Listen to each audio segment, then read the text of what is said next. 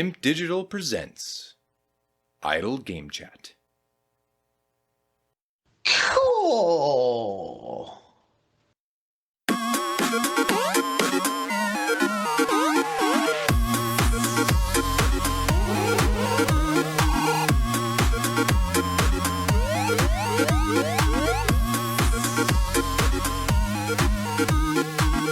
Logan, we all know the best way, the undisputed best way to start a podcast, and it is delay news. It's been a while, or it feels that way, since we've had some delay news. So here's the question. Are these real delays? I knew you were going to say that. Because I'm concerned about what's considered delay news and what isn't. Ronnie don't like uncertainty, so I want to get to the bottom of this ideally. So we've got Stalker 2 and Tekken 8 that was sent over to us as potential delay news. Not Tekken. Did I say Tekken? Or is it Mortal Kombat? No, MK's okay. Tekken's got a basic. Here's the thing. This is what gets a bit confusing. Tekken now has a January release date. Okay, 26th of January. Previously, as far as I could see, they just said 2023 at the back of a trailer somewhere. It was just said it's coming 2023. Never had a date. Stalker's in a similar boat. It was like, obviously, they're the Ukrainian-based developer, so they've been dealing with other things, you'd think. And again, it was like, well, 2023, now it's into Q1 2024, or the first half of 2024. But they were not given, as far as I know, specific dates. So do they constitute to a full-blown delay news, or is that more of a, well, is it? I'm overall. I know Ronnie won't be happy with it necessarily, because they ain't too many delay news. It'll be every week. Well, yeah, but if you say we're going to release it this year, like if you were a project manager and you went, when's this project done? You went wrapped up by the end of the year, and then never does. You come to the steering group and you go, right, January, everyone goes on holiday. We're doing Q1 2024. That'd be delay news. So it's in the window, I'd say. I don't know. In my head, it has to have a date.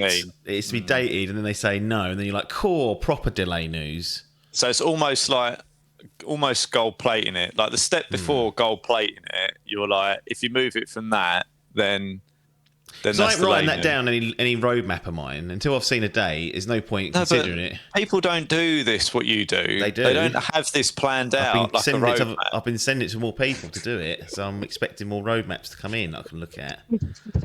It like most people just see what's out there at a moment in time and play it, whereas you don't do that. You have to, well, I say you, Ronnie, I think, is the main culprit, has to go out and go, right, where's this time being spent and what can I play in this time and how many games are allowed in this time. Like that's Ronnie's approach. But I'd say that is delay news. Like if you're moving it, like I would, the thing is, I'm slightly like, if someone said, oh, we're moving it back 2 weeks, I'd go, that ain't really delay news. Well, there we go. That project manager's still going to get a kick in for that. Yeah, but this is the point. It's like if you moved it, say it was meant to release on the 25th of December, Christmas Day, and you're moving it back 2 weeks, and it releases in the middle of January.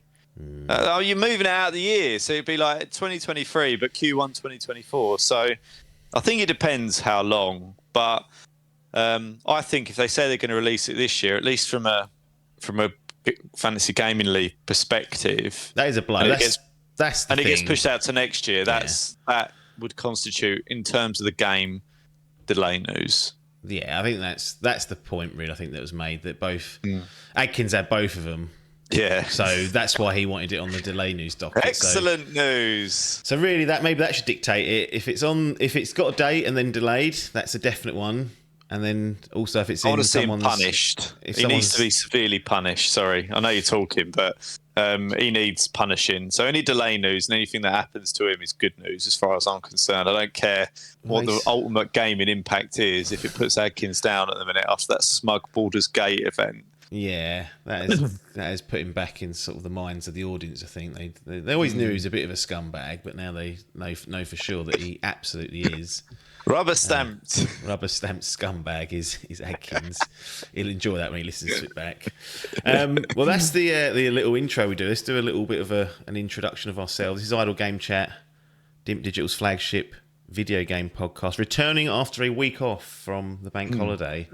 That is always hashtag feet up for us when there's UK bank holidays lurking.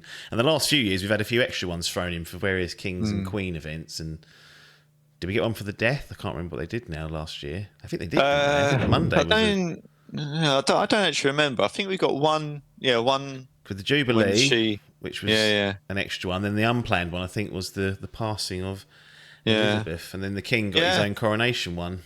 Yeah, refuse to commit that It's every year. wrecking the economy, for God's sake. Yeah. I'm trying to think. It's annoying me now. I can't remember that. Yeah. Why do we have feet up on a bank holiday? Because we obviously don't record. Because we obviously don't record it on a bank holiday. There's still stuff going on, but we just go. Any excuse to not do it. I feel like you need to have some sort of break. Yeah, I feel like you need some sort of break, and they're the ones that kind of half make sense. To me, in my head, like it just randomly disappearing doesn't make sense to me. But if people can align themselves to the UK bank holidays, they'll know that. You say that, but Rogan's doing 3 or 4 bloody 3-hour sessions. Rogan got paid fucking tens of millions to go on Spotify. So if they give me tens of millions to go on Spotify, I'll happily do 3 or 4. I'll do 5. I'll do 7 of them a week. I don't care. And in Rogan's defence, he ain't doing that 4-hour chat and having to go away and edit and do all the prep. He's got Jamie. No, he's got Jamie doing that. And Jamie probably doesn't even do that shit now. He's probably got someone else doing it. He's just there now doing things on the fly. I wouldn't be surprised. There's no way that literally all Jamie has to do is rock up for a couple of hours a day and just fact check, basically. Or if he goes, pull up this song or pull up this article, and he goes, yep, I'm on it. That's a tiring day. He has to recharge after that. He can't go away. Imagine if Jamie retired from that and then he had to put out an advert, a job advert for that. The thing I will say about when Rogan does that is often I'll see the site they find it from. I'm like, there's not... What is that website that's being pulled from? And it's like they take it as like matter of fact that it says here that X, Y, and Z, and I'm like, yeah, but that website looks like fucking toilet. It's like a half fact check. It's basically making. It's just that what the person's saying is they ain't pulled out their arse, but it don't then validate the veracity of where they've got that from. Exactly. Like, so it's like a half in between.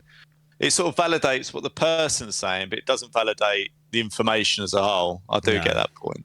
But anyway. We digress. There's no fact checking on this podcast. That's done by the listeners. I do try sometimes if I know something might be incorrect, or if I'm like, what's that game called that I'm trying to think of? And you know, we do have our friend Chat GPT here if I need anything off them, but they get it wrong.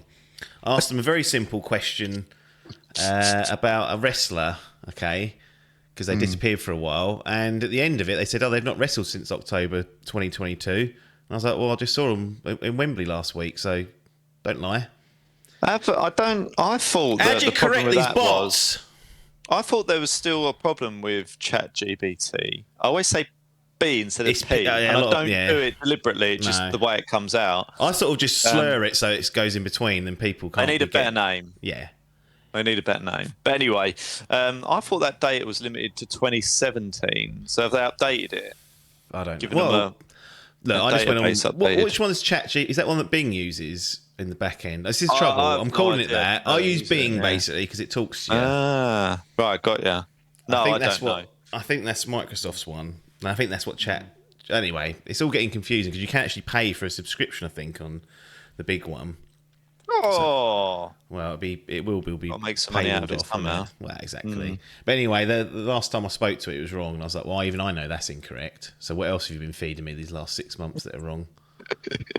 Not to be trusted." That's just taken as read. Well, yeah. Also, I wonder whether Rogan will start implementing some sort of AI instead of Jamie's. I don't know what he'd use. His Google probably. Well, you just say, "Jamie, look, ask the bot," and then see what the bot comes out and says. Yeah. I suppose there will get to a point where you just can like do a biff and take it as read. Like you won't. That data will be so trustworthy and validated over a period of time that you will just go, yeah. Well, people doing it now. I've heard them talking about it. They're saying, "Well, the chat says this," and I'm like, "I've just seen." It's just an enhanced search engine, really. Oh, yeah. That's basically what it is. It talks back to you in a way. Gives you a nice little paragraph of information and then cites the normal websites it would have found in that search as the evidence and, you know, says hello, basically, and that's what people... And it goes, "Is this AI?" You go, "Well, it ain't, though, is it? Because it's not doing anything other than just putting in a few pleasantries to make it sound more human. But it's just a program. Anyway, Skynet is coming. We know that. So Yeah. we've got to be wary of it. Anyway, that's why we weren't there last week, because it was bank holiday, and I was in London with those fucking Adkins in paper. The farm animals, I call them. Did you do 2? Did you do 2 days there in the end? Because I saw on the Sunday as well. There was. Did you go? Did you come back and go back up, or did you stay over? That was a point of contention. We went up on the Saturday and watched one in the evening, like a local, or more of like an independent show, and it was like, do we go back and then come back again tomorrow and stay over? Because I ain't dealing with Wembley getting out of there. Yeah, 80,000 were packed into there, so it was just like going to a football match, and you go to that Wembley way and you're there for 4 hours, and then you miss the last train home. Yeah. So whatever happens, it's a hotel or some sort of place near Wembley. So that was booked in, and then the decision was, do we stay up there another night and then just travel to Wembley, like a shorter journey? And that's what we did in the end. Just got you did? Got a holiday in, which was very nice. Well, the bed weren't. It was fucking awful, but the room had a nice smart TV. You could cast to it. You could do all this stuff. I'm not used to all this sort of technology in these shitholes usually. Yeah. Shower was a shower, not a bath of a shower, so you didn't have to worry about breaking your neck when you stepped in there. Yeah. But yeah, like I said, I was living with 2 farm animals, so it was difficult to... Did you all share a room, or...? Yeah, 3 of us in there.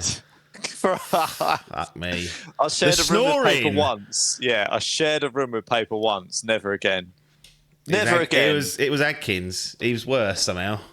Really? On that second night, good lord, I've never heard anyone snore like it.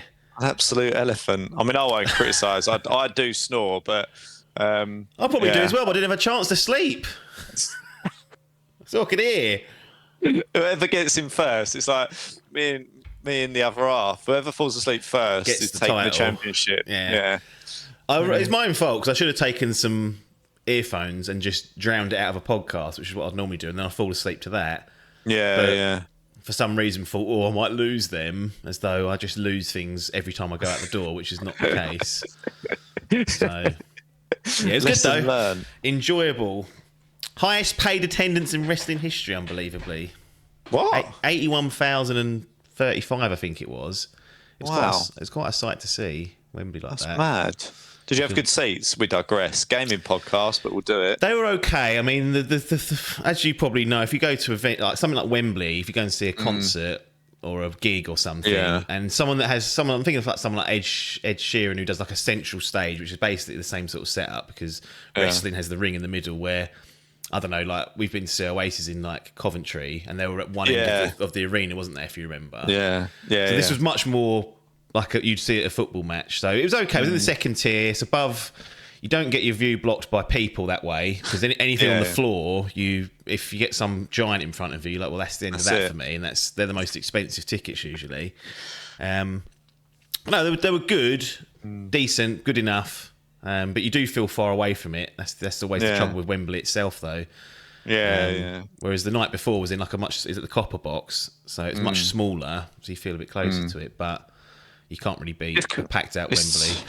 It's a trade-off, isn't it? It's like when we went to the O2 to see Mickey Flanagan. Yeah. It's like, I know what I'm getting here. I know I'll be better off with a view on a TV, like watching a DVD. But you just sacrifice it for the experience, don't you? As you say, there's like 80,000 people, or I don't know how big the O2 is. It's pretty big. Probably 60, 50. Oh, no, O2 is like 12. Is it? Yeah. No. It's bloody huge. It does look big, but it's not as big as you. It's not that much.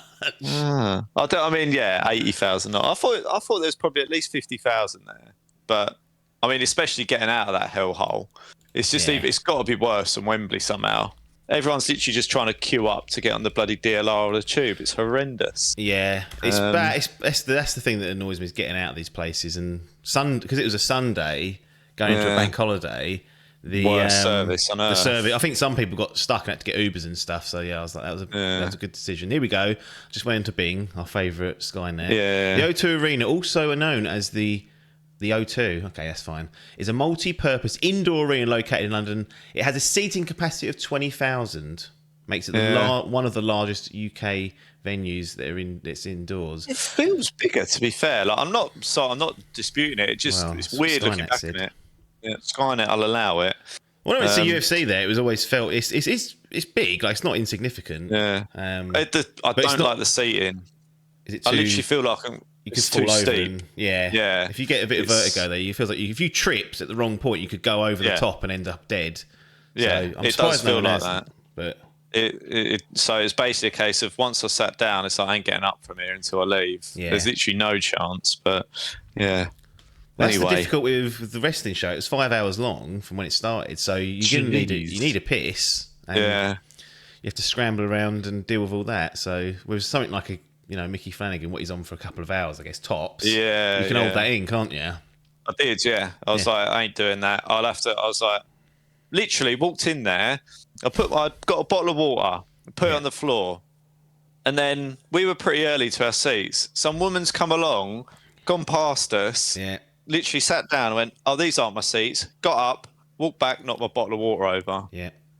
I was like, it's not ideal. Right, so now I've got no water. She was like, "Sorry about that." I was like, "Go and get me some more water. At least offer." Yeah.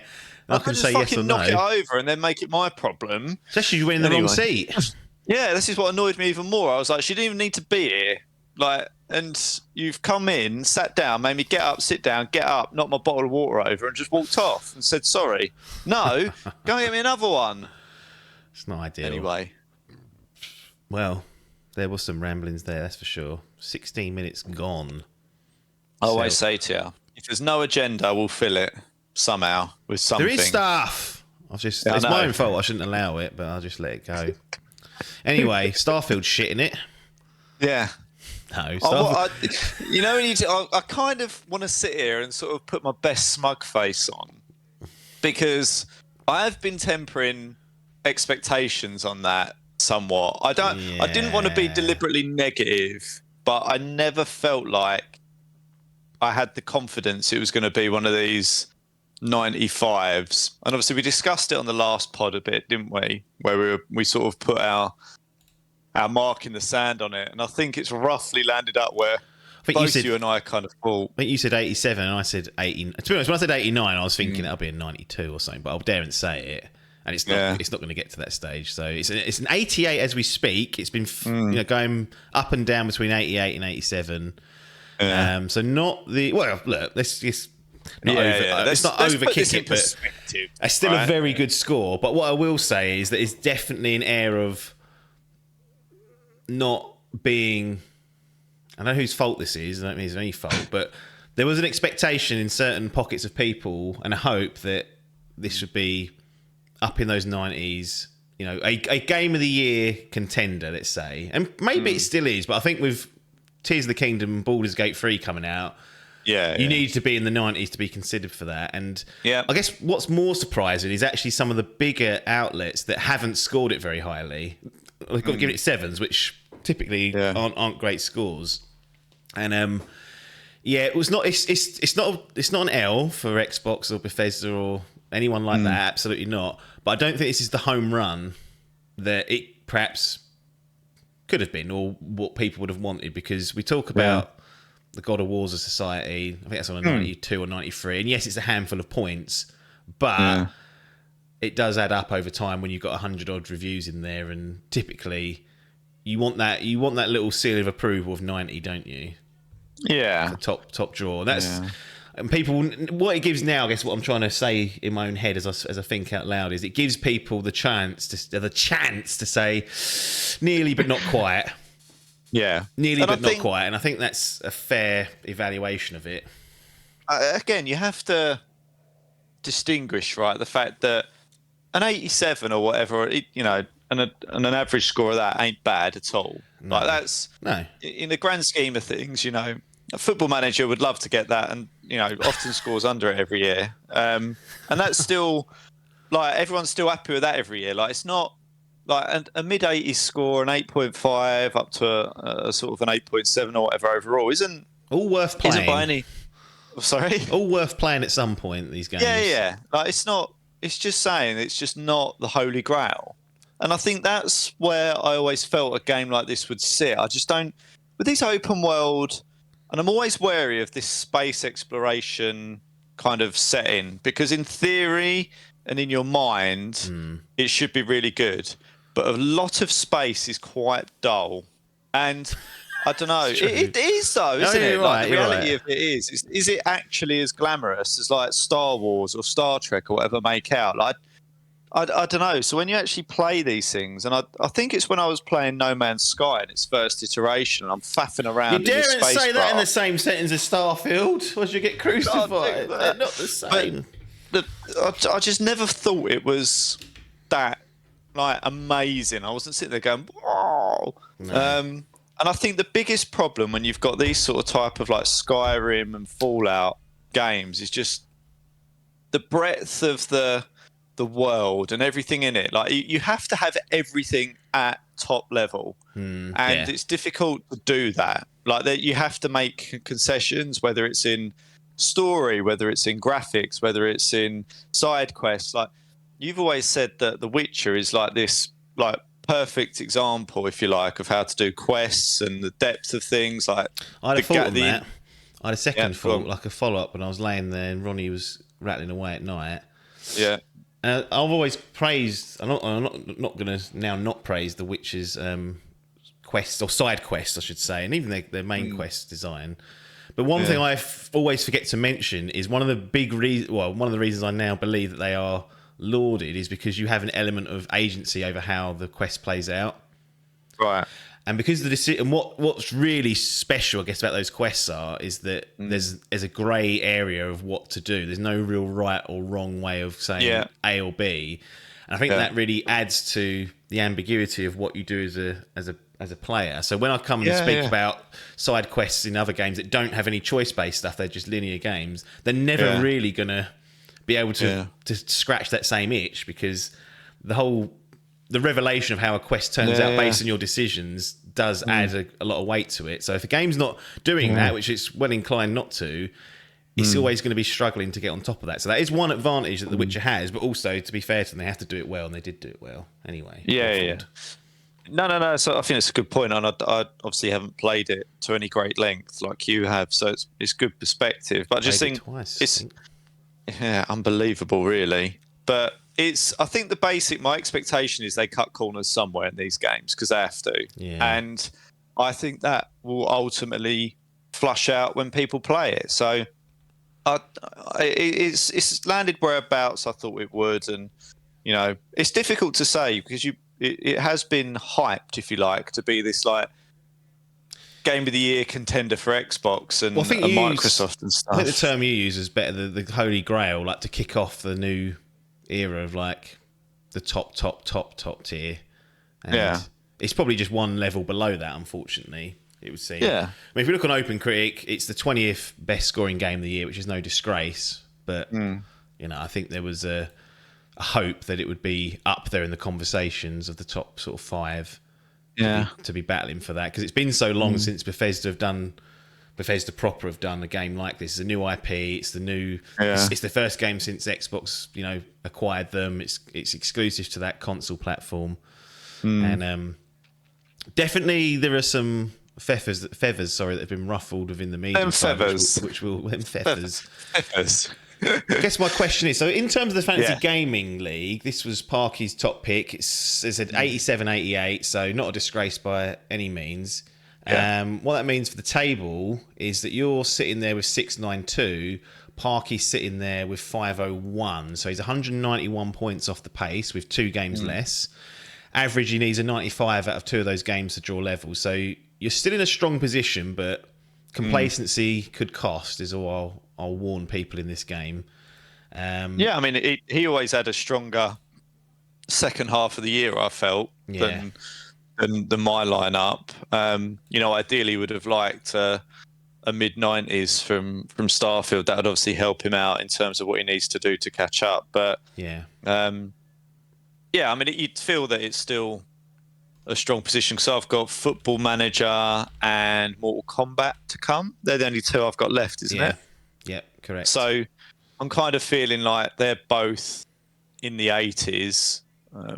Could be either end, I don't know. So I don't feel like I've got a shitter to come necessarily. So it'll be interesting. I think, as I say, it's not feet up necessarily. I think a lot depends on what's left for Parky's team. I can't remember what he's got. He's got Final Fantasy VII Rebirth, which is not going to come this year, so that'll be a transfer. Spider-Man 2, Hollow Knight Silksong, which I don't know where that's gone. This disappeared off the face of the earth. Right. And Forza Motorsport, which was still... I think they've targeted October. I don't know if they've got an actual date. I'll check it in a second. But yeah, I mean, there's no disgraces in there, but considering he needs an average of 8 of 95s, I don't know if it's quite going to happen unless you drop the ball somewhere else. Yeah, I mean, you never say never. You'd expect Spider-Man to do really well. 10th of October, Forza Motorsport. So this is a late delay. That'll be coming. Yeah, about 5 weeks away. Yeah, I mean, you'd expect Forza to score reasonably well as well. So, obviously, the two doubts in there would be Hollow Knight and Final Fantasy. Yeah. But it depends what they sub in. As you say, it's difficult because you don't want to be subbing at this point. If you can help it. When is that transfer window? September. So we're in there. We're lurking. We're in there. Just send a message around to people. There's no... People should be on it, if you ask me. I mean, I've got feet up because I don't think I've got anything to do, but you shouldn't need a prompt to know. It's March, June, and September, the months of... Correct. It ain't hard. No, but they struggle that lot. I will send something round at some point. I'll just let them stew on it to see what happens. Wait until his podcast comes out. Let this be the prompt. Who's really listening? Who's really there? None of them is the answer to that. In terms of Starfield itself, what I'm going to do. So one question, then I'll transition back to it. Believe it or not, and people going, "What are you doing over there?" But it does make sense in my head. Does it get on the menu for you now? It's not my typical game. No. Right. But it's on Game Pass. So I won't write it off, but it's not my, going around. I expect there's some form of Scrabblers and stuff. It's not, not immediately. No. Right. No.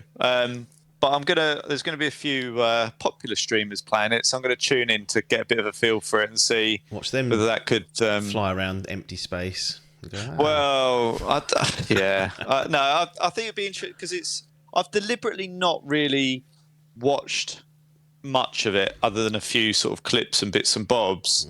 So I didn't want to be drawn into it by what I think we've been through this before. I don't like all these sort of pre-released footages because I feel that they skew. Yeah, like they make it look better than it is. I don't mean that specifically for Starfield, but basically any game. I'll very rarely watch anything. I'll know beforehand based on the developer type of game, like whether I'm going to play it or not, or if I'll wait. Like Spider-Man, for example, you went get playing that, and I went all right. Like you wait until someone says that is right up your alley, give it a go. Don't not play it. Same with God of War. Like so, I'm okay with my approach to selecting games.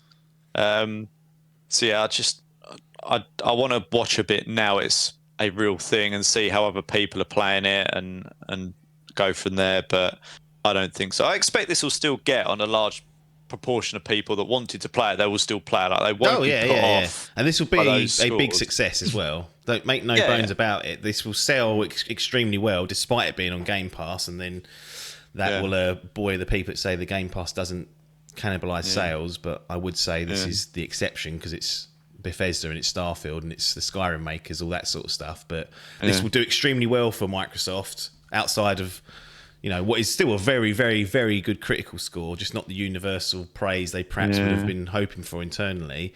I think the last point that I want to make on that is that we've had a couple of really good games this year. Like it's a tough. If you'd have released this 2 years ago, maybe. Like it's a different kind of thing where I think we had a bit of a barren run for 90. 2021 would have been a good year because the top scoring games of Open Critic that year were Final Fantasy XIV Endwalker, which is the expansion, Forza Horizon 5, and then Super Mario World Bowser's Fury. So that would have settled in a bit nicer. Whereas 2023 has been a bit of an exceptional year. I think it has. You don't normally, at least I don't feel like it's normal, if you like, to have so many high-scoring games, or what feels like so many. And Spider-Man, I expect to be high 80s, but that could easily tip over into the 90s as well, in my view. So yeah, I think it's got to be contextualized with what else is out there, but that also puts the pressure on. I don't think you should say, oh, there's been some exceptional games, so don't go easy on it. Like that has the bar been raised slightly, and like that is your competition. That's the reality for them, is that it's not quite up to what others are doing. So reality check maybe for Phil, but as you say, like commercially, this will bring in the bucks. Question for you. Yes. I know you're going to play this at some point. Yeah. That's fair to say. Would you do you think this is going to be better to play outside of the console? Like, basically, do you think you'd get a better experience on a PC? I think if you've got the kit. Yeah, sorry, I meant to phrase that in the right way as well. Yeah. Well, the thing that here's the thing. This is another controversial. It is a brain dead move on their part. And this is conjecture because no one's come out and said officially, but the pattern is clear as day for anyone to see. AMD basically is sponsored. There's a sponsorship between Starfield and AMD. So you can get a limited edition card, is all this stuff, and they've. This wasn't even a leading question. I didn't know this. No, so that's interesting to know. And they've published like this on the website. All the specs are listed of AMD specs and whatnot. So what happens is sometimes AMD will sponsor a particular game, and they'll sometimes bundle it with a new card, and it'll be like, oh, buy the 680 and you'll get Starfield for free. They do stuff like that.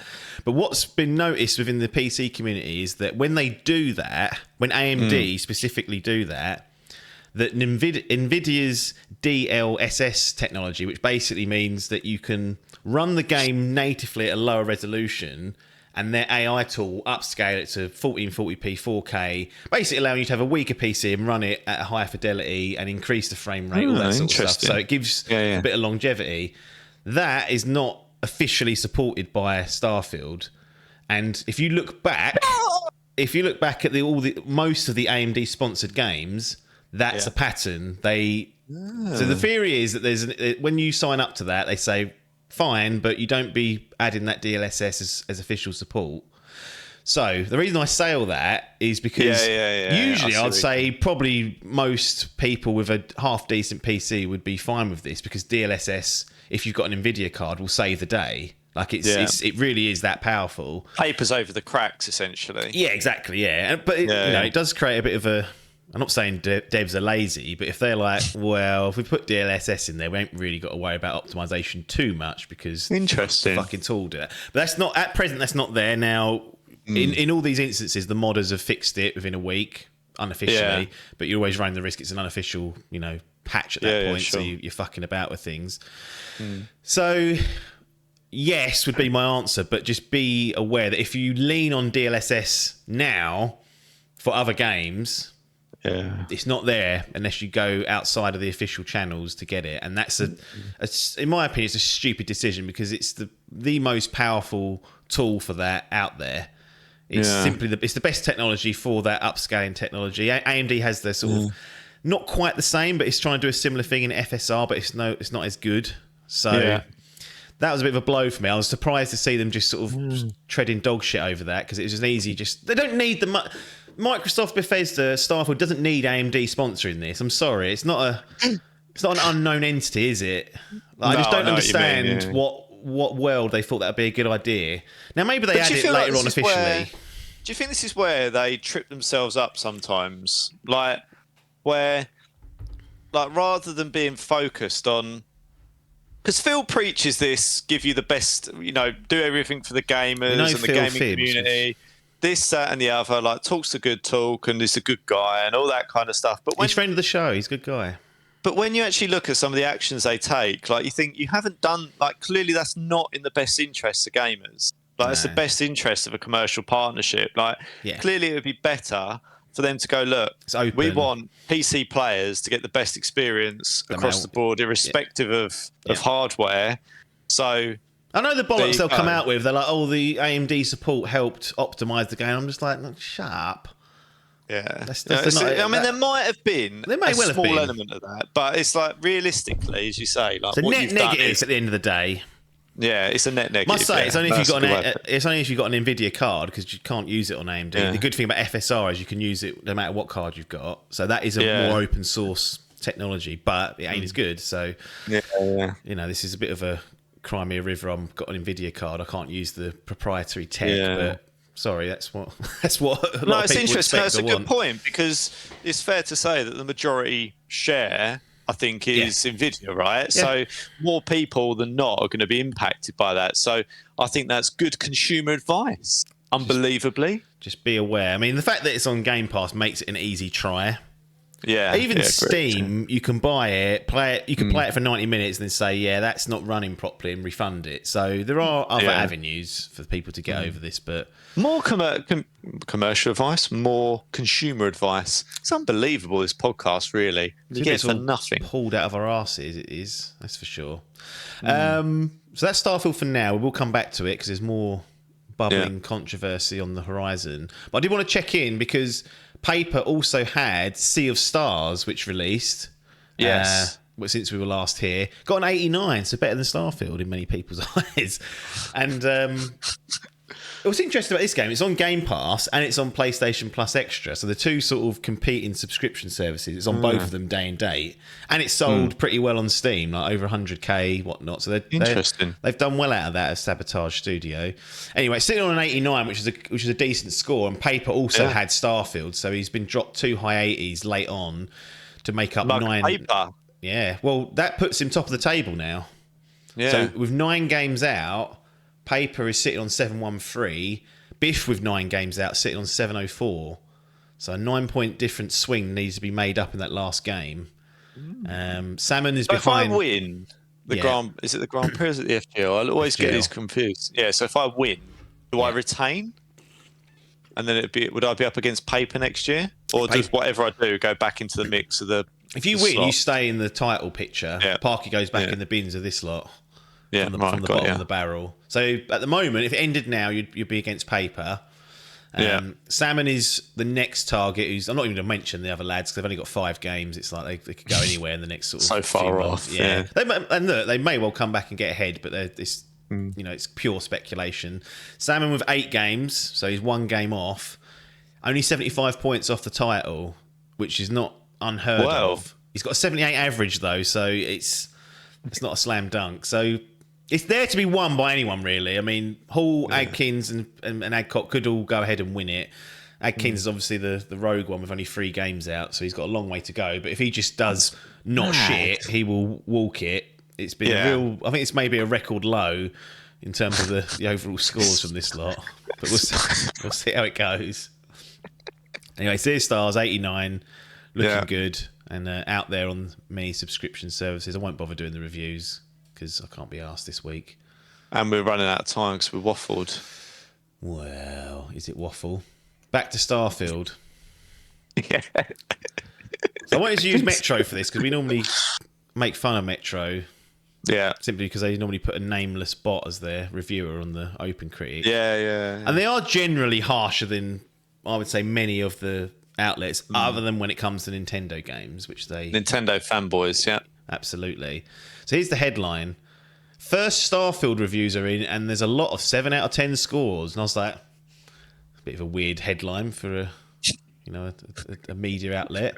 Anyway, the article goes on. A number of major websites have criticised Starfield in their reviews as it becomes obvious why Bethesda wanted to limit review copies. And I was like, good lord, they're really going after him here.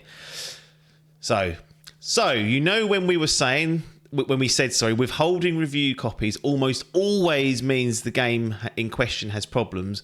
Well, it doesn't seem like we were wrong, as many of the initial reviews from those outlets that did get a copy of Starfield early are not what Bethesda and Microsoft would have been hoping for. IGN and GameSpot have both given the game 7 out of 10, with the former describing it as suffering from, quote, disjointed space travel, non-existent maps, aggravating inventory management, and a slow rollout of essential abilities, end quote. GameSpot describes it as having, quote, An uninspired main story with weak writing and characterizations, shallow RPG mechanics with regards to dialogue, quest solutions, and influencing outcomes. End quote. PC Games senior editor, Robin Valentine describes it as a quote, a fantastically boring game, endless half-baked filler in one of the most sterile settings ever realised in a game. The Polygon review also just uses the word sterile, complaining that Bethesda has, quote, drained a lot of the humanity, quote, from the concept. I mean, it goes on. It basically lists a load of negative quotes, and it does really kicks it. It does kick it. It does. To be fair, they do say, despite these verdicts from a number of more respected websites, so they're clearly saying that the ones that they've listed above are the more respected websites. The game's OpenCritic and Metacritic scores are in the mid-80s as a result of a lot of higher marks from elsewhere, including a number of 10 out of 10s.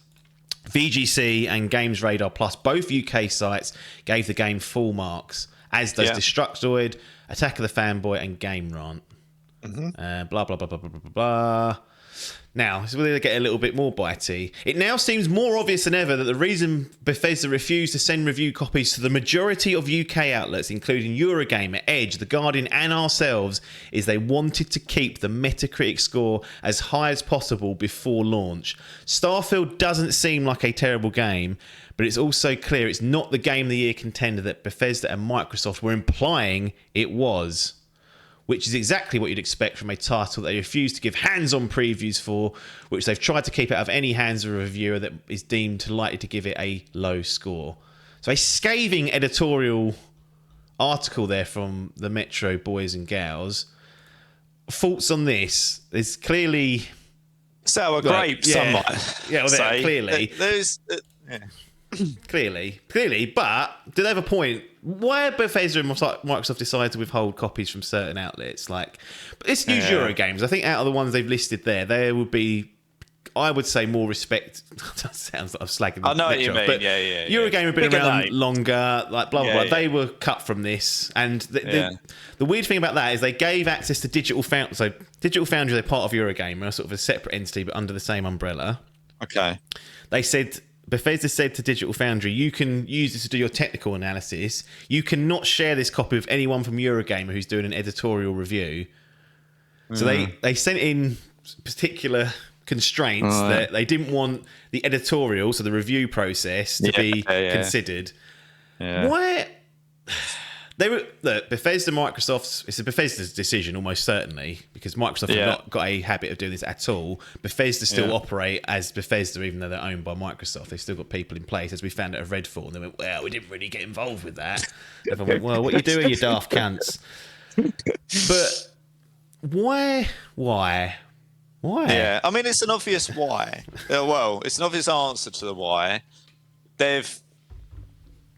Top Gear did this, or certain car companies did this with Top Gear, right? Because Top Gear got known for kicking certain car companies. So, like when Tesla were first released, they gave them their first drive of the concept car, and there was a big court case in the end between Tesla and Top Gear over the review, and they refused to give them cars. And there's it's happened over the years, and it's because they know that it isn't going to resonate with the guys' views at Top Gear in terms of what they like, right? Yeah. So they know, they're like, why would we give them this when it's not aimed at that sort of person and they're just not going to like it? Yeah. Millions of people are then going to see that, and it's going to affect our sales of this car. Yeah. Right?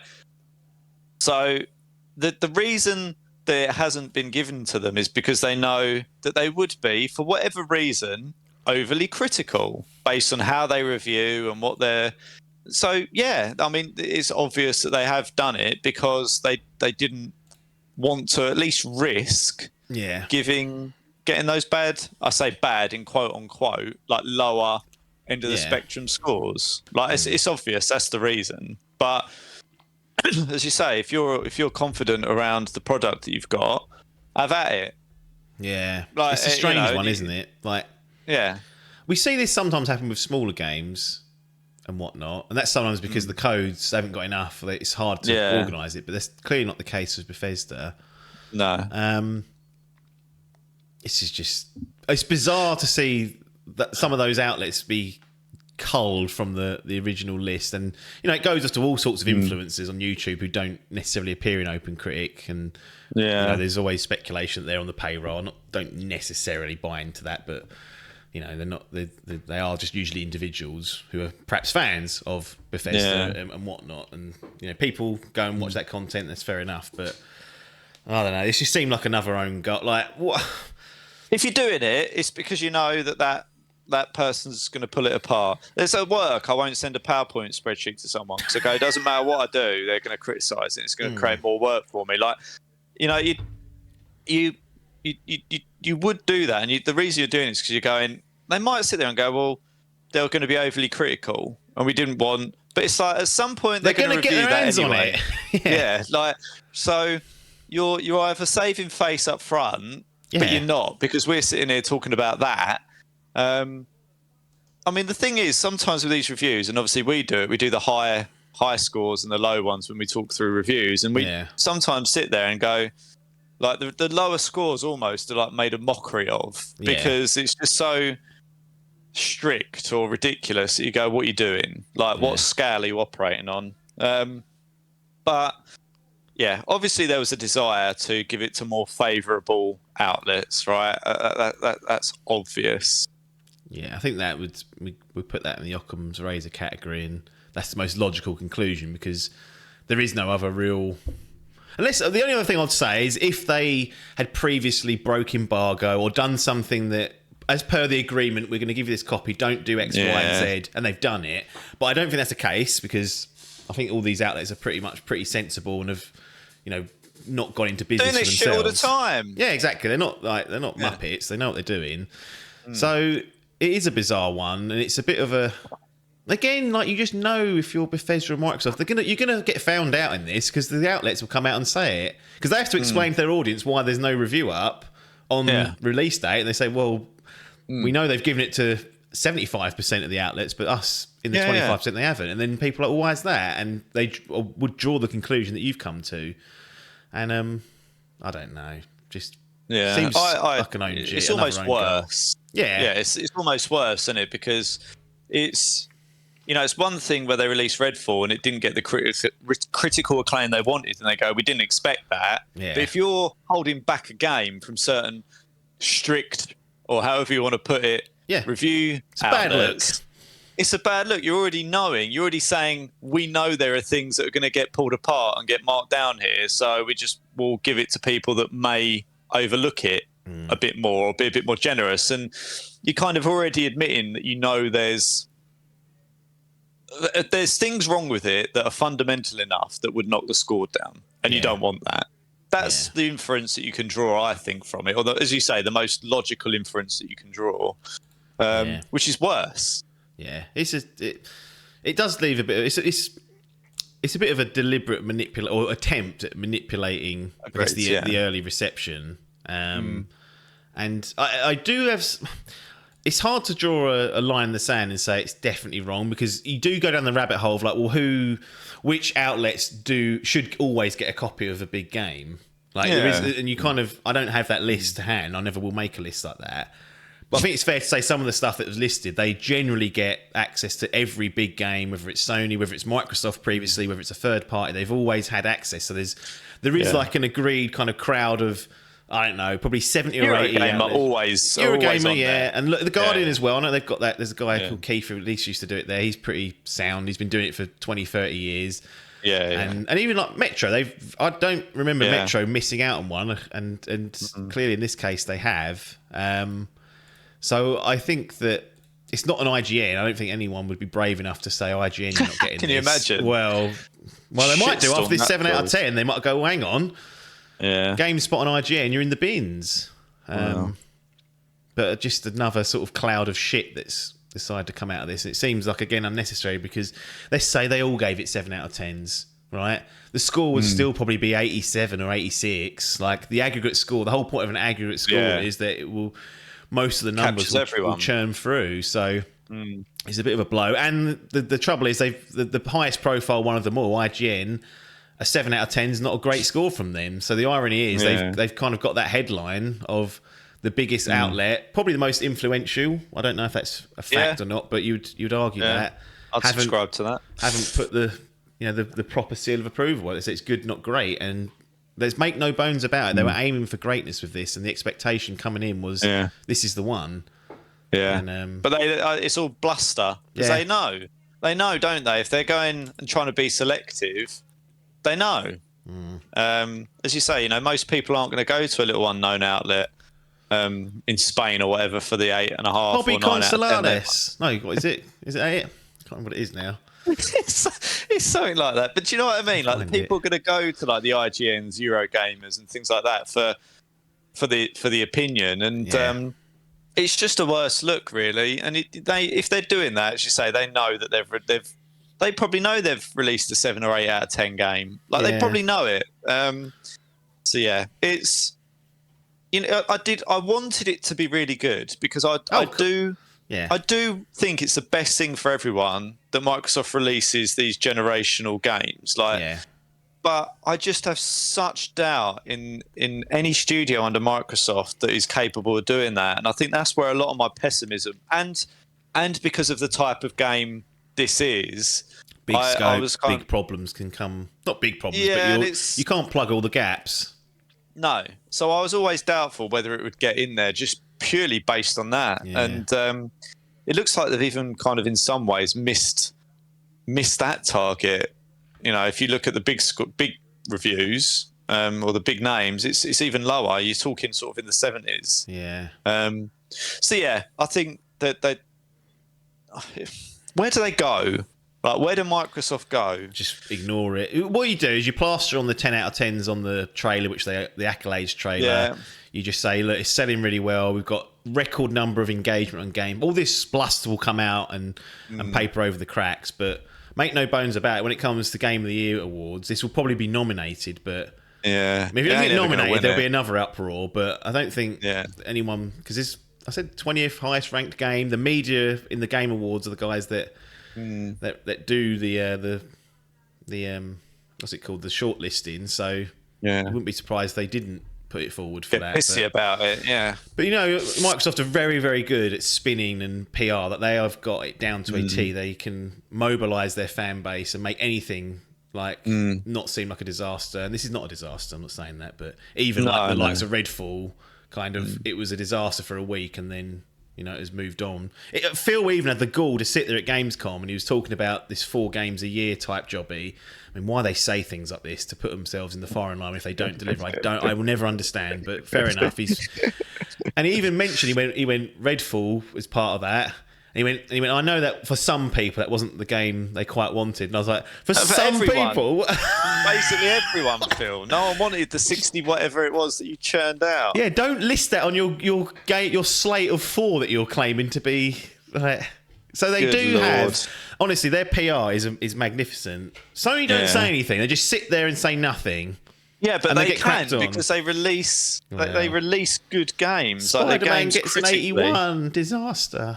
Well, can you imagine? The thing is, though, I have faith. I sit here and go, I do the other thing. With Microsoft games, I go, that probably should be a 90, but it won't be. Yeah. Like Starfield. Whereas something like Spider-Man, I go, it should probably be high 80s. But I then go, well, it'll probably be better than I think it should be. It's weird how I do that kind of sort of like mid-ground where I think it will sit. And then depending on the platform, I go up or down. Yeah.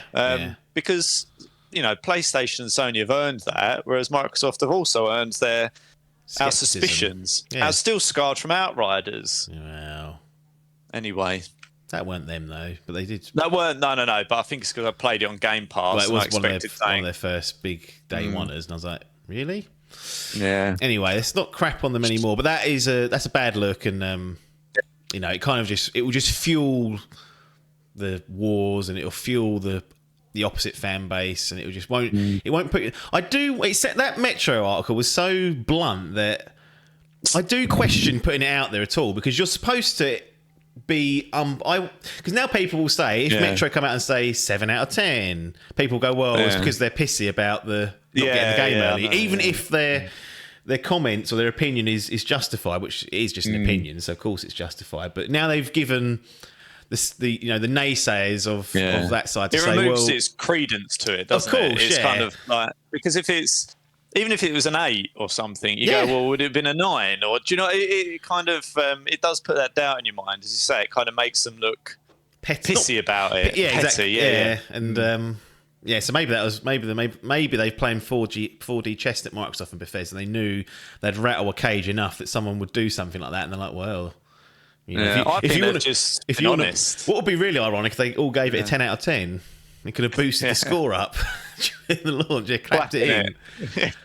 Don't know. I don't know if we'll return to this, but Starfield. We will. I'm sure next week there'll be some news for us to digest. That's kind of happened this week. Anyway, let's shit on Sony for a bit because we can't. Yeah. Can't crap on Phil and Co all long. Sony's announced plans to increase its 12-month PlayStation Plus subscription by as much as 35%.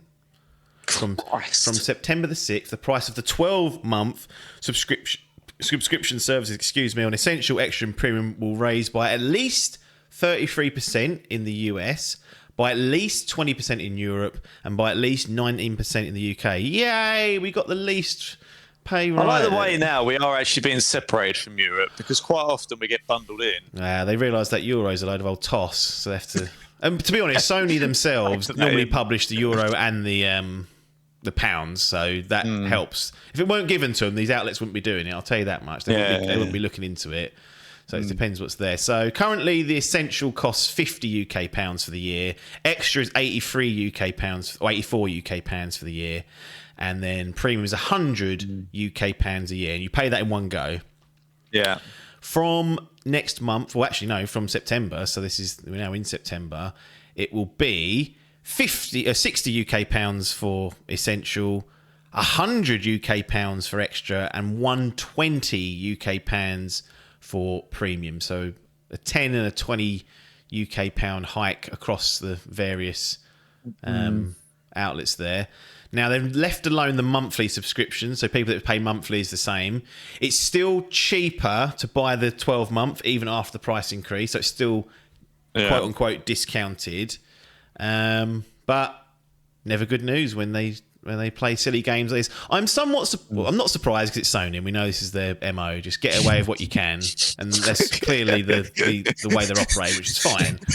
But I am somewhat surprised in that this new revamped service, is just over a year old, not quite 18 months old, and rather than just sort of getting people in and going arms round you, here's what it is, they're already like, right, let's try and bleed them a bit more. And I think you would have been better served to leave that for a couple of years before you messed around with this, but we know what they're trying to get away with these days. That inflation's going down, so now they're losing their chance to excuse it.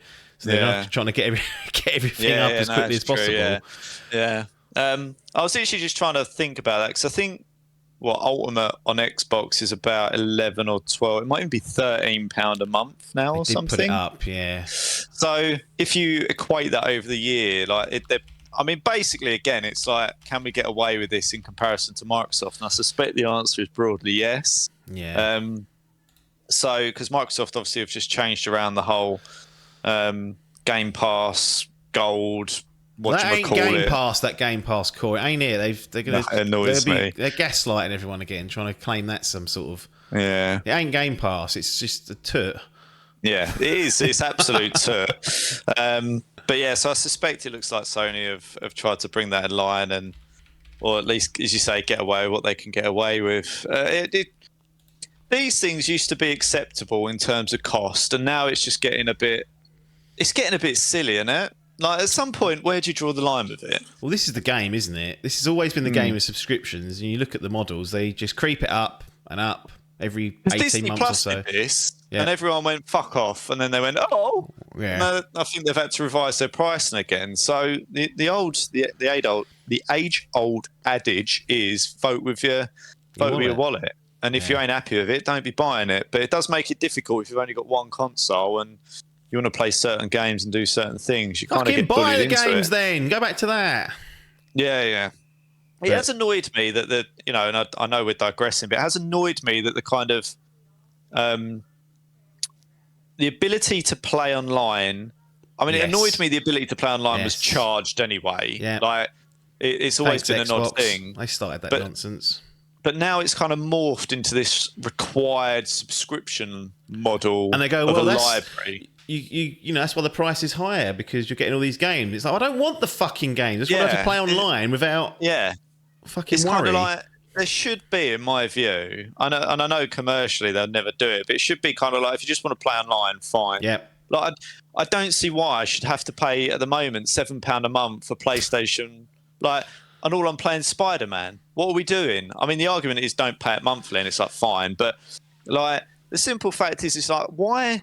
I don't want all the other shit. Like, I'm quite happy to buy games and borrow them and do what I want. Like, from a consumer perspective, it really fucks me off. I've always resented having to have PlayStation Plus or whatever it was, and Xbox Live. I've always resented it. It's always seemed like an unnecessary cost. They're dirty bastards, because not only is the online locked away there, and they bundle it with their monthly games, which boost the price, the cloud saves are in that as well. So even if you didn't want to play online, but you wanted the security that your saves won't get lost if your machine fucks up, you still have to subscribe to Essential and spend at least 60 UK pounds that goes forward a year. Which is a nonsense cost. Oh, yeah. It's a nonsense cost. It really winds me up, and it's, you know, a separate topic for another day, but it's really why I want to try and get away, if I can, from console gaming, because I just don't think it's, you know, going the way that I can particularly endorse. The costs are going up, and the way that you access games is changing, and I just don't really like how it used to be a really cost-effective way of gaming. And some would argue that in comparison to like the cost of PCs and stuff like that, like, it still is, but it ain't the slam dunk, I think, that it once was, in terms of like this absolute bargain bucket for it. Because the console market, I feel, you're just getting fucking bled dry. Even a new bloody controller these days is 45, 50 quid. Like, well, that DualSense I've seen at RRP for 70 odd. Yeah, it's madness. It's a nice controller, don't get me wrong, but so everything about it's starting to get up my nose a little bit, to be honest. Sick of it. Well, I'm not helping myself by running 3 fucking consoles, right? Like, it's like Switch, PlayStation, and Xbox. Like, the cost is obviously magnified in terms of output and stuff like that, but it's starting to wind me up, the fact that there's these regular, like, it's pretty regular increases and changes and things that are coming, to games, to subscription models, to hardware, to like peripherals. Like, everything's just getting just silly, I think. But mini rant over. Well, that's that. I think it's a good opportunity for us to get out of here and hand over to whoever's waiting in the wings. I don't know what's going to go next, what opinions are there. As I like to say, you know better than I do, audience, so you'll be treated to some game impressions to close out this edition of Idle Game Chat. If you've made it this far, make sure you stay past the short intermission, and we'll see you on the other side.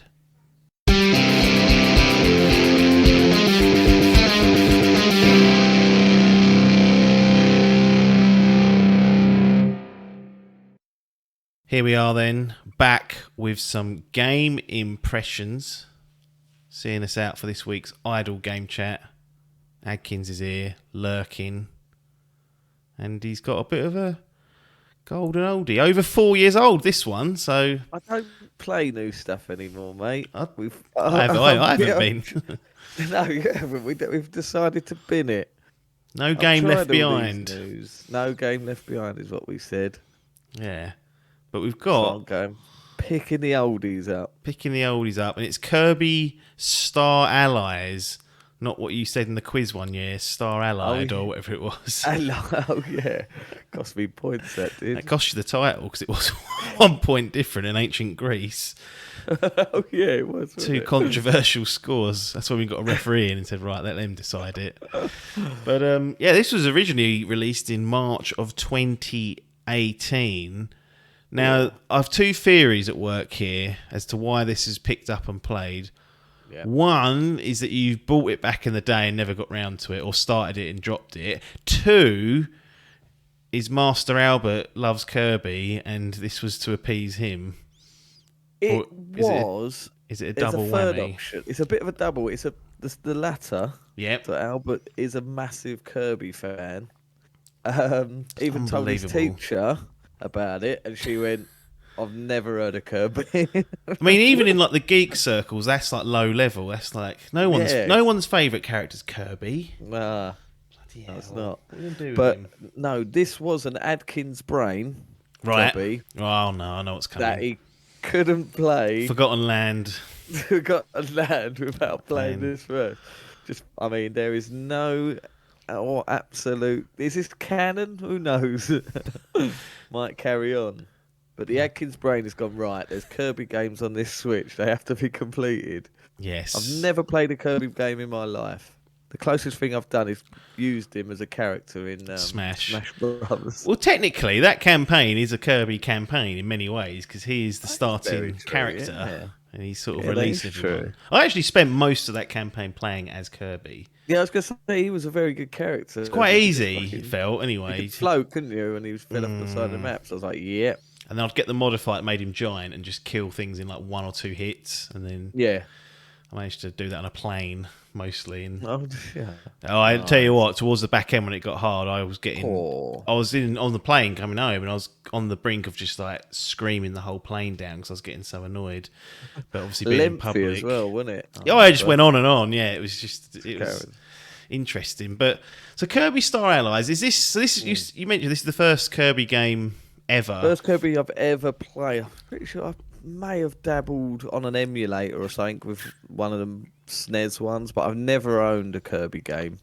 There was a few. I sort of understood what the game was. These 2D side-scrolling games. Yeah. But yeah, don't really know much about the character or the lore. Just it's a big pink puffball that sucks stuff up. Yeah. Well, Like a vacuum cleaner, basically. Who loves him, doesn't he? Is it him or her? Who knows? Or is it one of these? I don't know what Kirby is. He might be just, Them, they. could be anything. I actually don't. Is it non-binary? I just assumed it was a fella, but you never know. No. There'll probably be an FAQ put up for the next game. We'll find out about all that. Let's read the shop. This is the Nintendo Store website. I found this. Let's read the little description and see if it's giving us any clues or any tantalising details that you can either correct or laugh at. The pink puff is back in HD. Instantly. In HD, it says, as though In HD, cool. and he's not alone. No, this was a new game, wasn't it? Yeah. Kirby is back and he's finally on the Nintendo Switch in HD, but this time he's not alone. Recruit enemies by hitting them with hearts and gather helpers for a party of up to 4 characters. On top of that, you can join up to 3 friends for different kind of team co-op action. Features: recruit up to 3 enemies as helpers by hitting them with hearts. Returning copy abilities include sword, fire, water, bomb, cleaning, and more. Imbue copy abilities with different elements such as wind, water, fire, and electricity by borrowing or giving them to helpers to add more attack power, unleash powerful attacks, or solve puzzles. Up to 4 players can join the horizontal Joy-Con controller configuration, or up to 8 Joy-Con with 4 Joy grips. That is not even English in my words, that last one.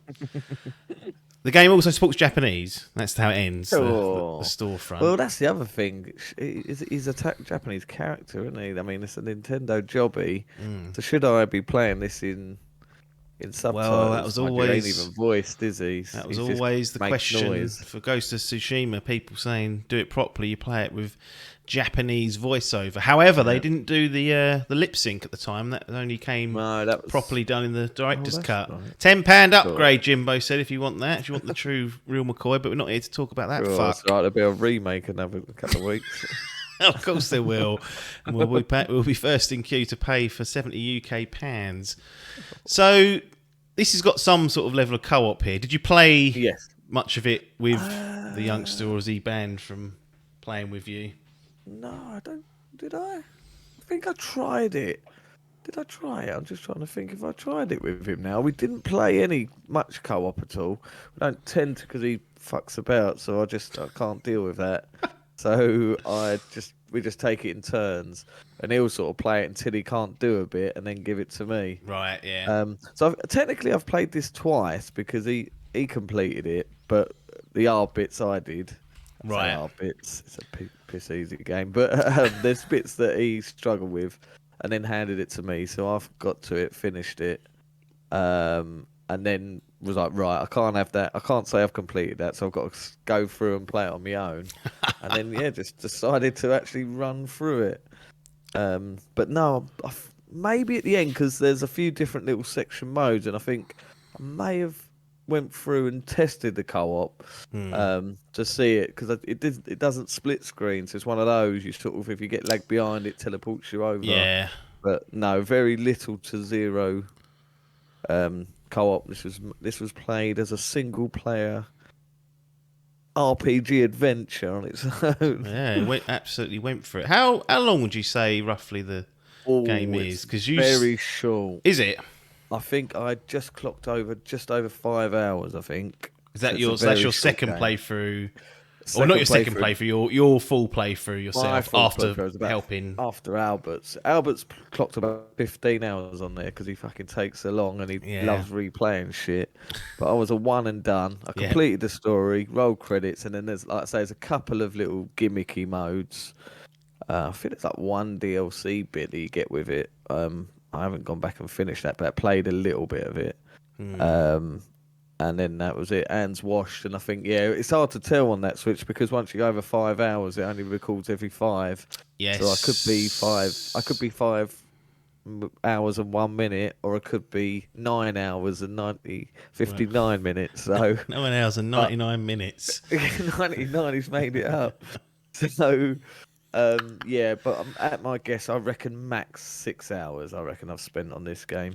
So a nice cool breeze through. Yeah, I purchased this second hand on the reliable and trusty Facebook. How are you dealing with these people, Adkins? I'll tell you what it was. Did you just go and collect it? I had to go and collect it from what I would only describe as a cretin. It was so she had to shout at her husband to go and get it, and then she told me that she had loads of other games that she could get her hands on. I was like, no, just give me that. Okay, it was over in Rochford, it was. Christ I was like working there. I was like, look, I could be around here in 20 minutes. I'll get it. Collect it. She's like, wait, I've got to go get me fucking gyro first. Oh, God. But picked it up for a cool £20 because these games don't ever go down in price because this is a Nintendo exclusive.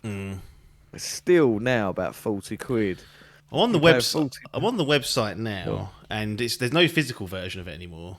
So you may have lucked into a at least on their website. I mean, there's probably other vendors there are, but 50 UK pounds for the digital, and on Amazon we've got it at there's a version of it here according to this for Prime, which is £38.95. So still holding a £40 value, even though it's been out. 5 hours value. Yeah.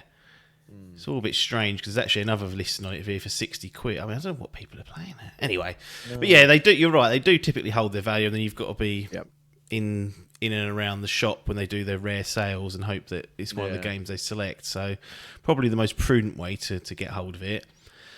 So this is 2D. This is classic 2D classic side-scrolling platforming puzzle solve. Well, very minimal puzzle solving. But so people looking at this thinking, oh, maybe I saw the Forgotten Land trailer. Is this similar? It's not. This is completely. This is 2D old school. Could have been played on a Game Boy. Literally side-scrolling. I think that's where it started. I think it did actually. Cool. Imagine that. How do you tell it's pink? Well, green that screen, isn't it? If you get a Game Boy Color, I'll be done with it. Game Boy Color, yeah, that's true. This is side-scrolling. Get from A to B.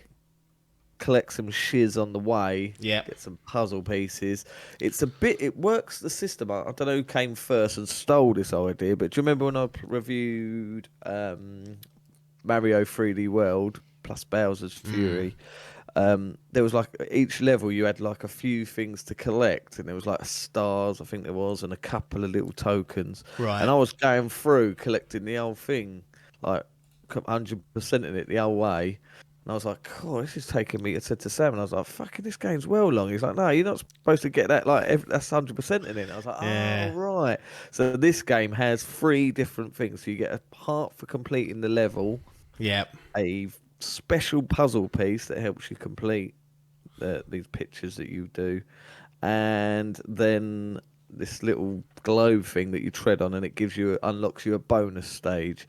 So there is a bit of replayability if you do want to go for the 100%. But all that does is unlocks a puzzle picture. Are they those 3 different collectibles? Are any of them mandatory, or could you just go from the left side of the level to the right side, and that will do the level? There's no reason. Well, you don't have to do that if you don't want. You could ignore all of it. Okay. No, it's completely optional. Only there for the pure elitists. And if you're going to do it, and the reward is a picture. Well, in game, like in the gallery, in game picture, you don't get nothing. You got like that bloody Metroid when you're getting postcards or something for exactly that. Yeah, busting your bollocks to get through that in record time. Exactly. And you got a fucking postcard. I think they're pictures of I think they're like posters that are of the old games. If I'm led to believe that's fucking correct. On Google, innit? Just get it exactly. Off there. So you're doing that, and you're collecting these little puzzle pieces, and you've got one. And you can 100% it to get them pictures, and that's the real quiz. And that's the real quiz there. So you could go for it. So going through, you could probably spend about a max of about 15 hours to 100% this, I reckon, if that. So there is probably that doing 2 runs. That option's there for the people. But yeah. So with Kirby, obviously, my basic understanding is he eats something and then nicks their power and becomes them. Then obviously when we was reading the description from the store, the product overview as they call it, they're talking about imbuing these abilities and sort of modifying them in some way. How's that work and come together? Do you get to keep the abilities each level once you've gained them? Do you have to end the level with the ability to keep it, or is it always locked away? No, you do keep it because the map it works as a standard old Mario map. So you've got the little map that you walk about. World A to B, B, all that. There's different. I think there's about 5 different planets you go to, and it's working your way through the map to the next level. And so you have your 4 characters that you can throw hearts at, and then I believe if I remember rightly, it's when you end that level, whatever you finish with, you take on into the next level. Yep. So that does it. But that I've got to say that is the best part of the game, like the making the combinations, because there's quite a few different variations of what you can get. So like they're saying, you've got one that's got a sword, so that's Zelda. Then they start adding different elements. Yeah. And you can do combo moves if you hold up. There's be combo moves where you can add a flame bloke to your sword, and then you have a flaming sword, or you turn into a bird so you can flap some wings. You can put that with a hurricane, and you can swirl it round. Cool. So that's probably the best part of the game in terms of actual being able to use your abilities. What I wanted to see more is they tried to implement that into the puzzles. There was things, so it made you sort of choose. This game is very easy. So they're literally sticking the characters right before the puzzle door. You get these little red star rooms that have got a little puzzle in it, and then you get one of these little star things, and they'll stick the actual characters right before the door. Right, so you need to use that person's so you need power. to use them, and then then you'll have this little puzzle. So there'd be there was one a waterfall that was coming down, so you had to freeze that and then have the sword to crush it to get through. Right. So it's that sort of stuff. I was like, I wish I'd just sort of make these a bit harder, but again, you got to sort of think of their target audience. I suppose they don't want you to get to a puzzle and then be tucked up and not have access to an ability. Which I did do. I was just right, because some of the bosses are just they're just fucking... jump on their head. Yeah, you can't do that, so I always think that. I think, fuck it, I'll jump in, it don't work. Just spit but they things are in, just sponge fucking things. You just sit there and hit. And so I always used to make sure I had a sword guy, because they were the best for fucking setting out on fire and do some damage. Yeah. But again, I'll be I forget, and I'll jump past these people, and I'll go, hang on, how do I get to that bit up there? And I think, fuck. So you have to restart the level, and then you can go back into it, and then you'll see them just standing before and go, right, yeah, I got you. Right, I see. But I've got to say, all the different elements and the different characters, there is hundreds. There's a mode at the end, once you complete the game, that you can actually go through, and you can pick at the beginning of the level who you want. It goes through, gives you the options of everything. Choose the squad. You can do it, and there's a challenge mode where you can actually go through with just set characters. You can't change them. Oh. So it's a bit of a challenge there as well. But no, definitely that's the best part of the game was the sort of ability thing. Yeah. The chopping and changing, and you can play like even though you are Kirby the whole time, but you essentially become these different little characters and take their moves. But no, definitely the best part. Yeah, so is the copy abilities different to recruiting the enemies? Because you're chucking arts at enemies to get them on your side, and you can recruit up to 3 of them. Do you take control of those guys? They sort of just No, or do they just have their own brain essentially? So you can choose to swallow them and evolve yourself into them. So Kirby then has the sword basically. That's it. So if you swallow the sword, the Zelda dead. guy, You killed basically him. he's dead. Actually, you swallowed him, but you digested. become him. Yep. But if you see another one of them and you throw a heart at him, he'll stand behind you and then he'll have his sword. So you could have 2 swords. Do you have like unlimited that. hearts? Or are they a limited Yeah, resource? no, you do have unlimited hearts, and you can recruit once you've got your forward. You just knock. I think if you've got 3 other companions and throw a heart in, you then can choose who goes you out. want to. Yeah, who goes out. That's like a little pause. How useful are these other 3? Do they do anything? They are or pretty good, to be fair. Yeah, their AI is not too bad. They sort of try and clear the mobs for you. They do die a lot, to be fair. And once they're dead, they're like- gone. That's it. You lose They're them. gone. for Yeah. that. Well, they turn into the little star that's the ability, and then that starts to roll around. So Yeah, when the carnage does fit, especially you'll get like the bosses are quite tricky in some of this. This is what I was playing a lot for Albert. Yeah. Like I say, they're quite fucking sponge. I say bullet sponges. There's no bullets in Kirby. No gun enemy then to. No gun enemy, but they are sponges, so they do take a bit of mowing down. But in that, they sort of can lose their health for down. You're like, right, you got to revive them as well if they get Yeah. put down. So yeah, that. But what happens before they die is they turn into the star, which you can then either throw a heart at that star to turn it into another companion, or you can suck that ability up and swallow it for yourself.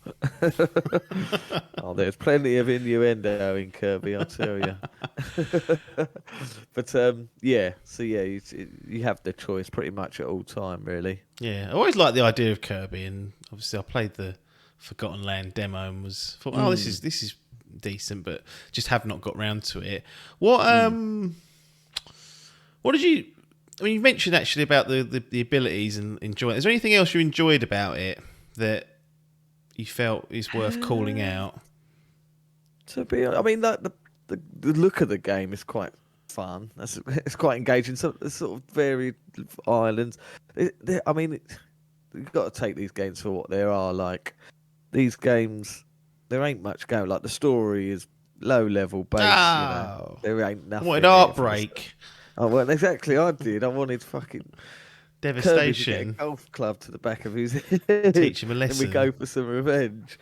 But no, it's just basically, box standard. There's basically exactly the same story as the Smash Bros thing. Oh, okay. Campaign. It's like this evil spirit has come and started taking over people. But yeah, I wish there was a bit more challenge in the puzzle sections. But yeah, it's just the sort of bright. The levels look pretty good, actually, to be honest. Like they're very vivid levels. You know, you've got variations of going through like the grasslands of. Is he from Dreamland? Is he? I don't know where that. Dreamland He's or never on his Popwell? own planet, is what I've discovered. He's No, always exactly. getting warped off somewhere else and Exactly fucking that. about. So he's never at home doing what he needs to be doing. He's getting himself in scrapes elsewhere. I'll tell you what there is actually that was quite enjoyable. Yeah, so it's basically the graphics of it. I thought it looked very good for a 2D side scroller. And there's like swimming levels that you go underwater. Then you go off to different islands, like you're going through space and stuff. That's pretty cool. But what I did like is they had a bit of a Metroid-esque escape sections within the game. Oh, okay. And what you could do is you've done these sort of like special moves with all 4 characters that you sort of either connect and you can form. I think there's one where you connect like a bridge, so you can get one of your characters. You've got like this character that gets from one side to the other, and you have to sort of lower the bridge to let them through. Then there's one where you become a big sort of circle and you can roll and sort of Indiana Jones bollard people. And then the other one is like a flying thing, so you become like a flying cape type or flying carpet type thing. and you're doing this as a sort of like escape mission from, like Metroid when you're at the end, you're like, fuck. There was like a couple of those throughout the game, and I was like, that's quite fun. Just it's a bit different to the standard 2D side scrolling. But yeah, for the most part, it's very much like is what it is for a short 5-hour campaign.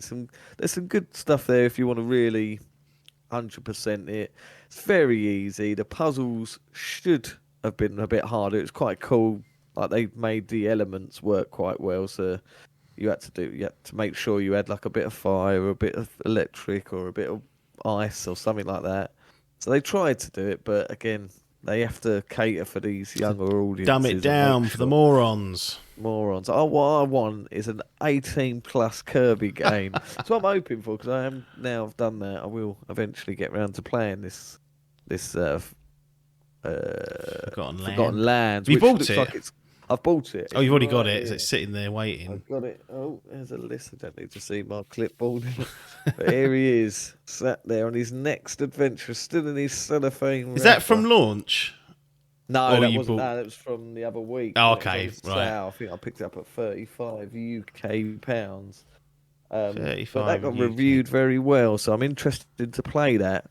But I wanted to have a little go at one of these 2D side scrollers just to get my taste, and then I can try his That's first full 3D outing, because I believe there was another game he did, and it was supposed to be, or is it this one that's not really a full 3D, but a bit of a Yeah, I Mario think 2D. They've mucked about with it, haven't they? And tried Yeah. different things, but definitely Forgotten Land seemed like a new direction for the young Kirby. Well, we're outside that gaming gallery. I can let us in, or we can wander off and leave it out in the cold, and it will rely on someone else giving it a little entry card to get in. So what am I doing with this door here? I'm going to pop it in the keyhole and let the little ball of puff go in. Little pink Pratt's going to get in. Excellent. So you got your little exhibition up of all your games. All there are. How you've recognised them: platinum, gold, silver, or bronze. Yeah. Where's Kirby going to be displayed in this wonderful exhibition that you've created inside the gallery? Oh, lovely.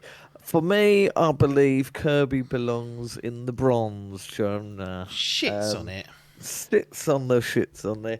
No, it's perfectly fine. But these 2D side scrollers, they need a bit of bollards to get to the upper echelons, I feel.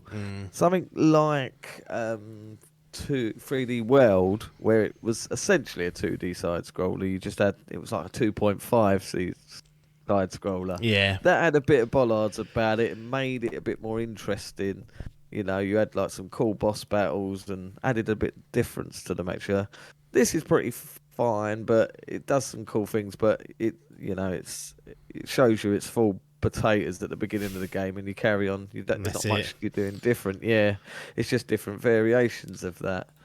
Nice bit of levity though. Distraction. Nice bit of thing. I haven't even discussed. There's the extra modes that I played. I completed the campaign. Yeah. There was 2 extra modes. There was like a chopping wood mini game.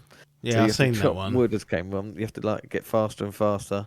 And then there was one. You have to like a baseball game where you fucking hit Kirby. I think you are Kirby, and you hit a planet or an asteroid. Jesus You've got to see how far it goes. And then is there another one? Vandalism. Two mini games, and then there was like their challenge mode, and then this DLC where it was about like the last level, I think the boss, but it was again just more of the same, just on a different planet, and it was like one level, and I was like, do you know what? I've played 6 hours of this Kirby Star Allies, and I've seen everything this game is to add. I'm done. I'm done, so get me on to the next thing. But yeah, for what it was, it's a nice little pickup. Wouldn't pay £40 for it, but if you're into Kirby, I could see it being worth a run through if you can pick it up on the cheap. Seem to be done. I see they're remastering a lot of the Wii game. I think is the next one that's coming out. Right. But this does very much feel like it could have been like a Wii U game or a 3DS game that's been zooped up, because for what it is a 720p, 30 FPS master. But to be fair, because of its style and vivid colours, it does look quite impressive. I'll tell you what, it does look better than Pokemon Arceus. Well, that's not difficult. That's really, really not Well, difficult. this is the thing. I look at this and I think, well, if you'd have gone for the same art style, all right, you wanted to go for that anime look, but no one's looking at this going, "Cool, that's rough around the edges." This looks like a pretty Stays in its lane, doesn't it? And just exactly just delivers Stays what in it's its set out lanes. to do. And yeah. you know, Kirby lovers will love it. It's box standard Kirby goodness. You know, ain't ticking in our bollards, but there's bollards to be tickled out there. yes, But yeah, it stays in its lane and it don't look rough as old boots. that's all you can I don't know ask what for. them fucking boys are doing. No, they're a bit inconsistent, up and down. Well, there we go. Kirby Star Allies ends up in the gaming gallery under the bronze recognition from Adkins in his exhibition. We'll be back on the next show of Idle Game Chat, whenever that may be. Probably don't know when this is going to air, so I daren't even say next week because it might be another bank holiday jobby. Might be feet up, could be all sorts kicking off by the time this lands. But obviously, if you subscribe to the feed on YouTube or on your favourite podcast app, you'll know because it will notify you and say there's a new episode waiting. So make your life easier and do that. But nothing more for us to say here other than thanks for your time and ta-da.